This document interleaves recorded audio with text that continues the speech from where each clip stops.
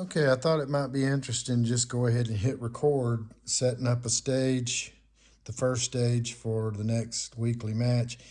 Give you an idea how I put it together. I carry in from the building just these four walls. One is a window, has an optional flap, and it can even be tied shut so that it's just another plain wall. And then four barrels. So these are carried in twos, and then the barrels. So usually it takes 4 trips or 4 people, 1 trip to pull that in, just a few minutes, and then everything else can go on the cart. I prepare the paper targets outside and I paint them half black or whatever I might have to do to prep them or put hands on new non-threats. And then I'm ready to set up the match. I arrive there a little bit early. Hopefully people will get there early enough to help me because it's a lot of work and then help me tear down. But I do this every week, 3 stages. That allows me to do a quick video of at least the first 3 stages so you can watch. And if you're a new IDPA shooter, it's great to see what you're going to expect when you come to the match. But this board, with my friend printing me these little 3D props, allows me to have not only real high quality stages like championship quality stages, but makes it real easy for me every week. I'm not working as hard, I'm getting a lot more done. So let me see. I usually have this window somewhere in the middle, and you get a lot of bang for the buck out of using this window, especially with this little knockout flap, and which you can again wire shut and make it just another wall. But I'm going to put it to one side or the other, maybe back here about the 12-yard line. And if this doesn't work out, I'll just sweep it off and start over. Hopefully, it's not a very long video. Um, Now, what I can do is I've got a bunch of these black and white curtains or tarps that I can attach to the rails with little cable tie or little wire ties. And it's real easy to attach them, and they make walls and backdrops and things, and I can get a lot more out of my match indoors, and they can be folded up, put on the cart. So what I'll do is I'll take a couple of these and run them. I think instead of putting it on the outside in a box full of targets in there, I think what I'll do is use one down the rail. This will go rail 1 and 3, and this will go on rail 2. I've got 10 rails, 10 lanes, or let's see, 1, 2, 3, 4, 5, 6, 7, 8, 9, 10 rails. Yeah, right. Target hanger. Sorry. And then I think what I'll do is I'll use a half black like this and have a target at an angle inside this little room. I'm painting a half black so it presents a smaller target at the shorter distance, close quarters basically. And then I'll put a fault line pointing at the center of it. And then through the window, I'll make it, it's your choice when you open the window. Gives you just a few more little tricky options. I know IDPA doesn't like it, but the hell with them. I'm going to make a head only. Sometimes I paint it a little bit lower, but I'm breaking. This used to be a totally legal target for 15 years, and then suddenly they decided they think the rules are a little different now. But anyway, I'm still going to do it. And then I'm going to put a curtain on this outside. Now, if you start here and go here and here, I could also put a right side cover position here and throw these two steels up back at the hanging off of the hood in the back. I like to space them apart and equal so the fragments don't damage the little flashing sensors on them. And so that's two 12-inch steels from about 12 yards here.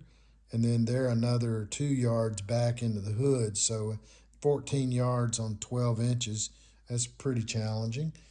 And so that's 2, 4, 6 shots so far from the start at 3 different positions. And this gives you some options on when you can like shoot here, and then I imagine they can come here and hit these, and then They could knock this out on the way, trying to game it, and then shoot these, then lean back in. That's a lot of back and forth. I'm not sure it's worth it, but in any case, they can do this however they want.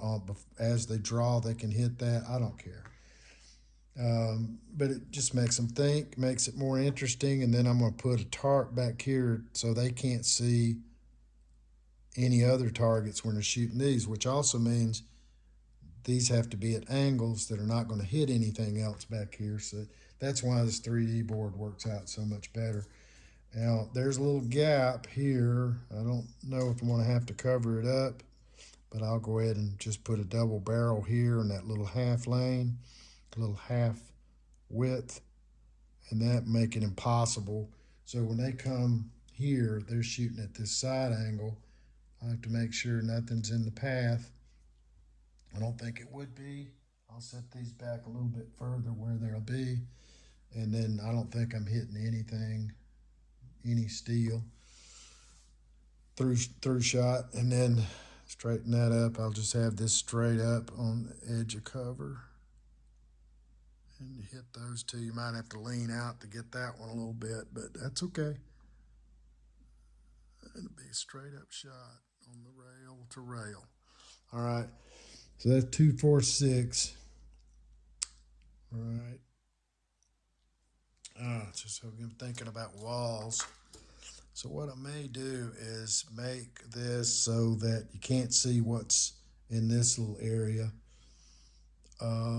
Maybe I'll bring it down to 7 yards because it's going to give me some options here.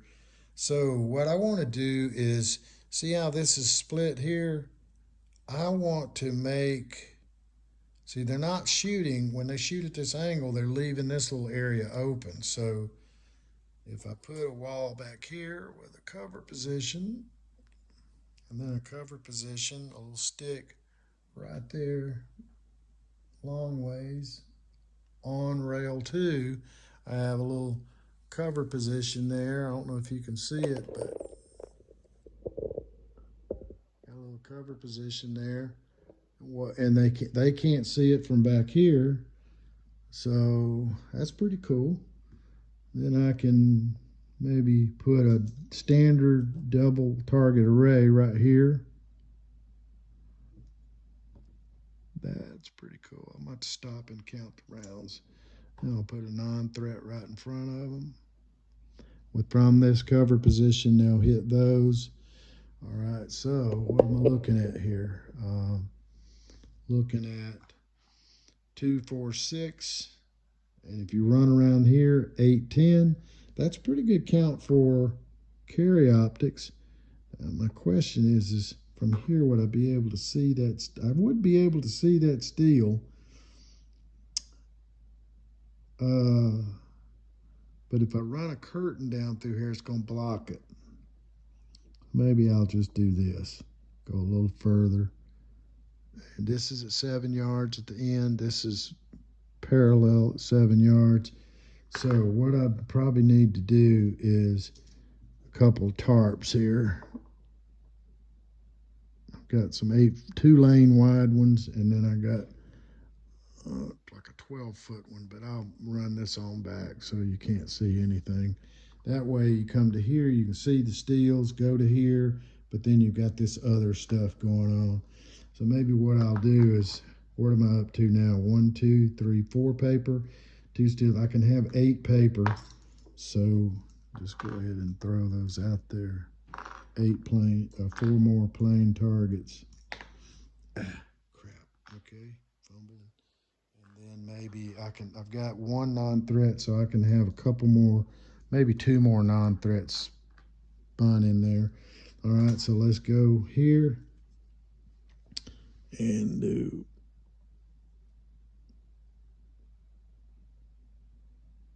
I wonder if I want 2 or 3 there. Well, if I go 2,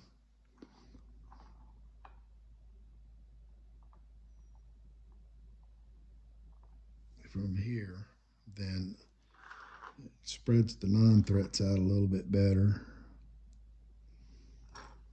I can do that. and then just one remaining. And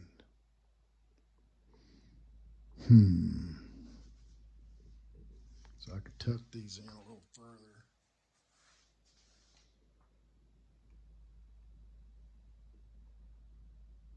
Angle this out a little more and get down through that slot and see both of these, and then put this one at 5 yards, and then have another cover position tucked in there at the opposite angle back this way, and then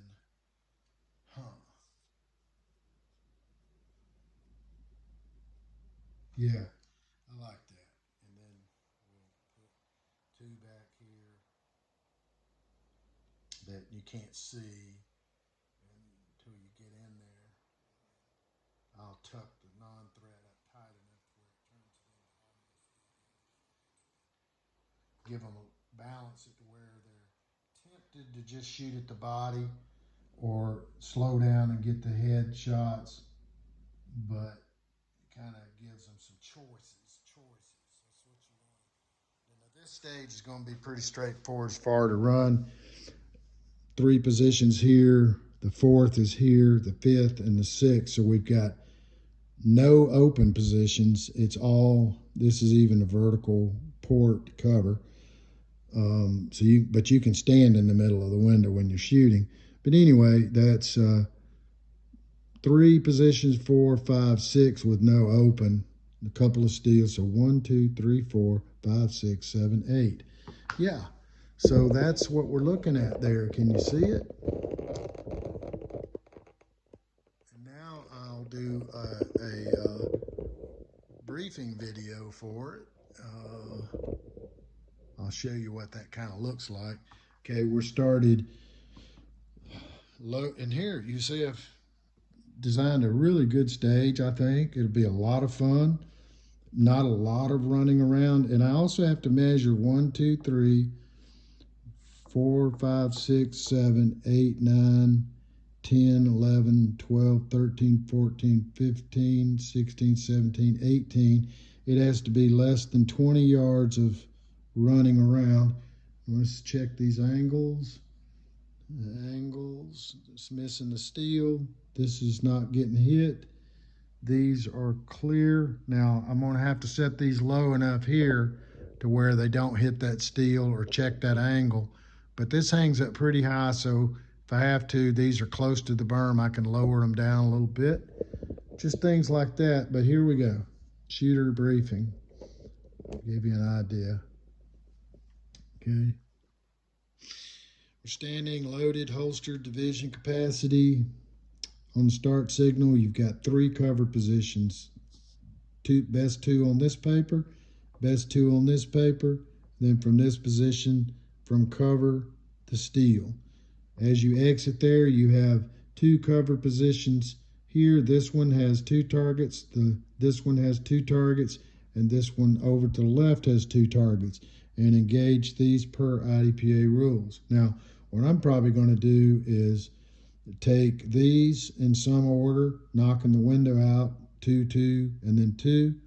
Then I'll probably take these last because as I bend out to take this one, I'm just going to continue that flow and run over to here.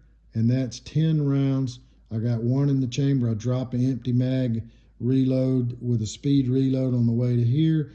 Come in a little deep so my eyes and sights are already on target. 2, 2 from cover, then step in, 2, 2 from, it's sort of a fun stage. That's it. So that's how it's done. I'll see you at the match.